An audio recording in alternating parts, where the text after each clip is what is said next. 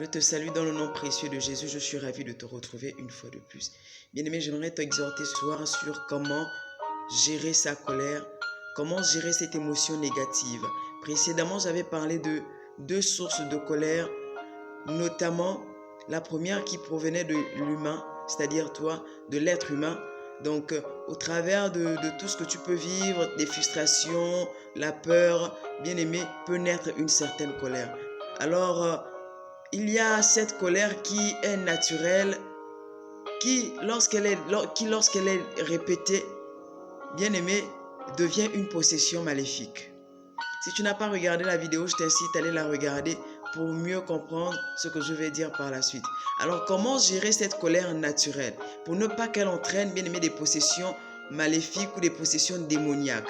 Alors, pour gérer ta colère, j'aimerais bien aimer t'inciter à toujours repartir vers la parole de Dieu. Parce que la Bible me dit que tout a été créé par la parole et rien de ce qui existe n'a été fait sans elle. Bien-aimé, pose-toi la question de savoir qu'est-ce que la Bible dit au sujet de la colère. Qu'est-ce que Dieu voudrait que je fasse face à cette situation de crise que je traverse, face à cette émotion négative que je suis en train de vivre. La Bible me dit dans le livre d'Éphésiens 4, au verset 26, à partir du verset 26, que si tu te mets en colère, c'est l'apôtre Paul qui parle aux Éphésiens, que si tu te mets en colère, bien-aimé, ne pêche pas contre Dieu. Et que le soleil ne se couche pas sur ta colère.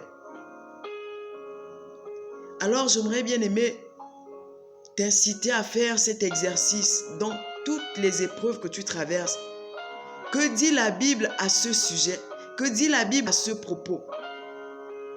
Alors que tu vas commencer à chercher ce que dit la Bible sur ce qui te tracasse, sur cette épreuve que tu traverses, sur cette difficulté que tu as du mal à bannir, bien-aimé, tu verras que le Saint-Esprit saura t'aider. Parce que tu as cherché tes réponses dans la Bible. Que la Bible au sujet de la colère.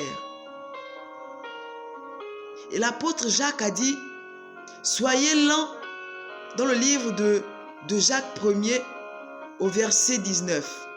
Que tout homme soit lent, que tout homme soit prompt à écouter, lent à parler, lent à se mettre en colère. Au verset 19, au verset 20, il dit, car la colère de l'homme n'accomplit pas la justice de Dieu. Cherche toujours, bien-aimé, ce que dit la Bible au sujet de la colère. Et tu verras, bien-aimé, que cette attitude négative, cette émotion négative que tu as tendance dorénavant à cultiver, qui est susceptible d'apporter des possessions démoniaques maléfiques ou encore des esprits mauvais dans ta vie, bien-aimé, tu as besoin de te référer à la parole qui a créé toutes choses pour avoir des réponses. Et il est important, lorsque tu sens cette montée de colère, de demander au Saint-Esprit de t'aider à te calmer, c'est important. Parce que le Saint-Esprit a cette capacité non seulement de te conduire, mais aussi, bien aimé, de te consoler. C'est-à-dire que quand ça ne va pas, il est là pour te reconforter. Il est là pour te redonner du courage. Il est là pour te, bien aimé, pour t'encourager. Il est là pour te propulser. Il est là pour te montrer le chemin. Est-ce que le chemin sur lequel le Saint-Esprit voudrait que tu sois, que Dieu voudrait que tu sois, est celui de la colère? Qu'est-ce que dit la Bible? Que dit la Bible au sujet de la colère?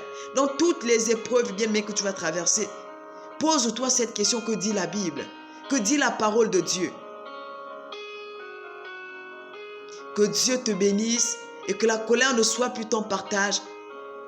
Prends toujours appui sur les Écritures et que Dieu seul te soutienne dans cette épreuve, je dirais, peut-être complexe pour toi parce que tu n'arrives pas à t'en départir. Mais demande au Saint-Esprit de t'aider à te départir de la colère. C'est possible si tu le souhaites. Il va te remplir de lui et tu verras que la colère sera bannie de toi. Que Dieu te bénisse. Que la gloire de notre Seigneur Jésus-Christ soit sur chacun d'entre nous. Dans le nom précieux de Jésus. Amen.